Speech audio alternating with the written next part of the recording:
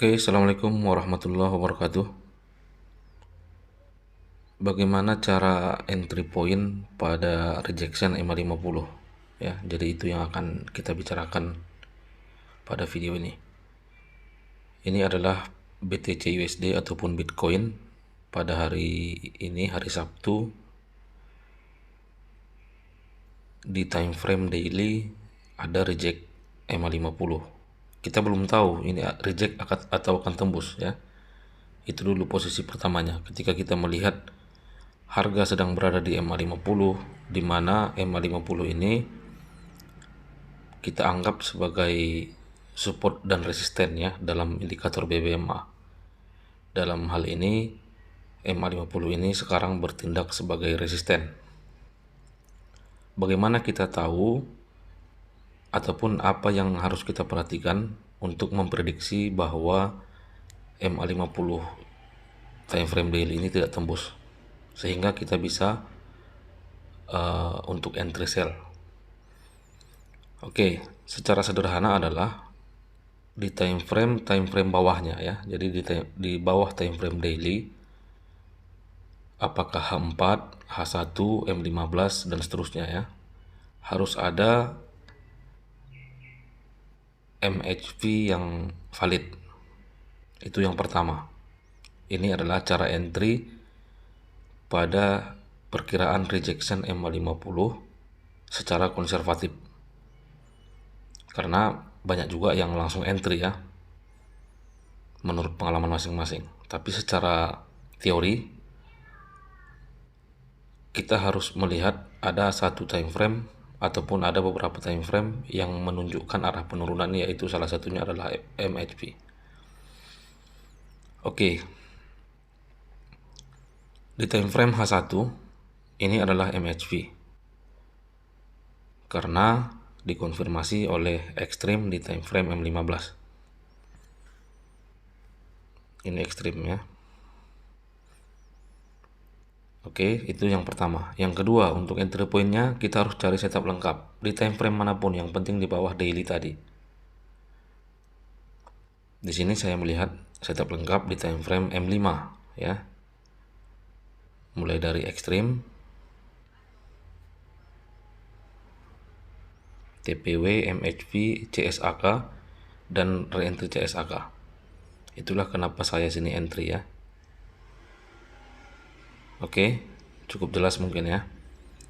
Jadi saya ulang lagi, untuk entry secara konservatif ya, di time frame yang ada rejection EMA50, dalam hal ini contohnya adalah di time frame daily, maka harus ada setup MHV di time frame bawahnya, terserah mau time frame berapa, dan ada setup lengkapnya sebagai trigger untuk entry ya. Jadi saya ini melihat di M5.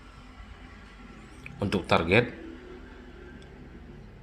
untuk scalping kita harus perhatikan time frame di bawahnya. Di sini saya hanya masang target sekitar 20-an pip di area EMA50 M15.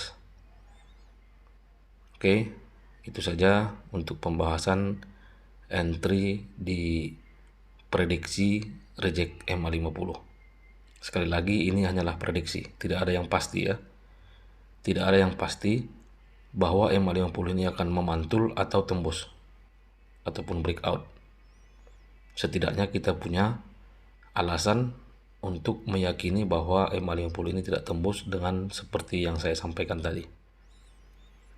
Oke, semoga bermanfaat. Assalamualaikum warahmatullahi wabarakatuh.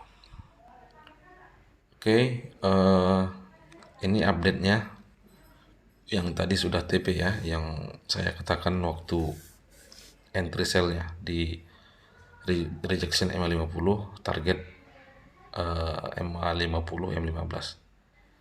Oke, baik, ini langsung lagi eksekusi buy dengan pedoman yang sama ya.